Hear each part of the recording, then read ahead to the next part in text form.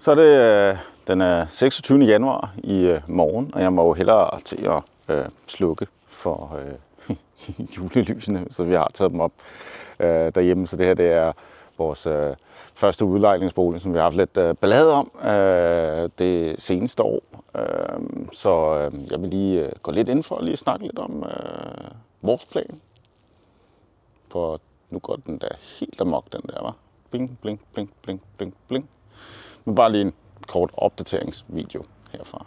Så der er Sharon, som så er min kone. Så vi har en datter på vej, der kommer i næste uge. Så egentlig vil jeg snakke lidt om prioriteter og sådan noget. Så jeg tror termin på onsdag, er det ikke sådan?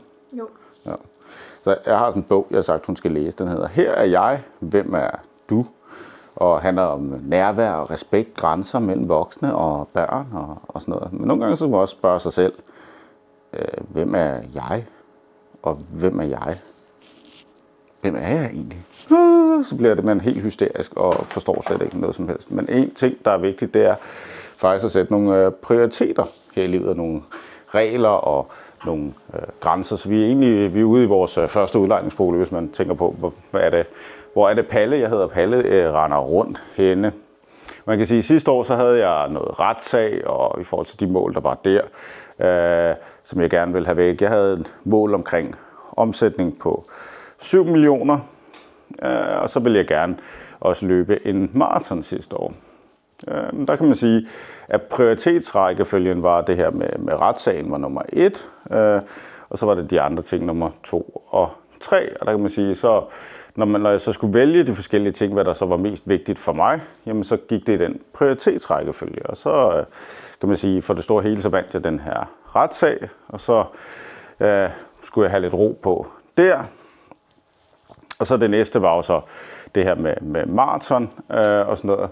Men så var omsætningen lidt højere prioritet. Vi nåede ikke helt 7 millioner sidste år.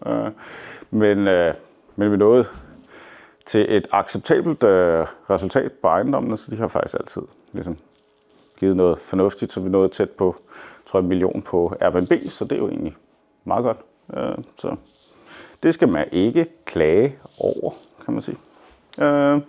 Så det handler om prioriteter, for så er det nemt at ligesom vurdere, jamen, hvad er det, man skal bruge sin tid på, hvad er det, man skal gøre i dag, fordi man ved, hvad er det, der er ligesom vigtigst for en, 1, 2, 3, 4, 5, og så er det det, man gør. Har du husket at sætte nogle mål for dig selv til næste år, så må du lige skrive det i kommentarerne nedenunder, så de mål, vi ikke nåede sidste år, jamen de bliver så overført til i år, og så ser vi, om vi ikke lige når dem i år i stedet for. Det er i hvert fald første prioriteten, så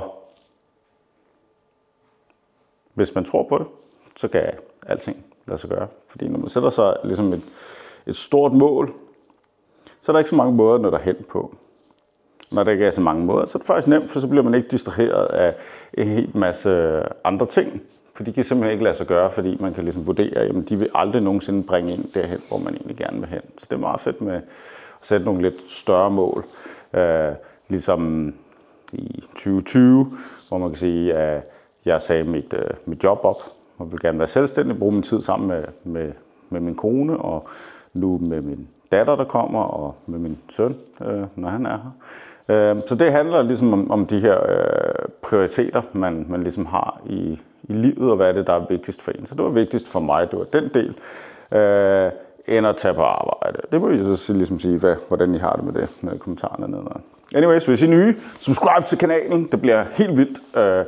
Giv videoen en like eller en dislike, hvis I synes, det der med mål og prioriteter, det er bare dumt. Anyways, alt for mig i dag. Lights out. Julen er slut nu.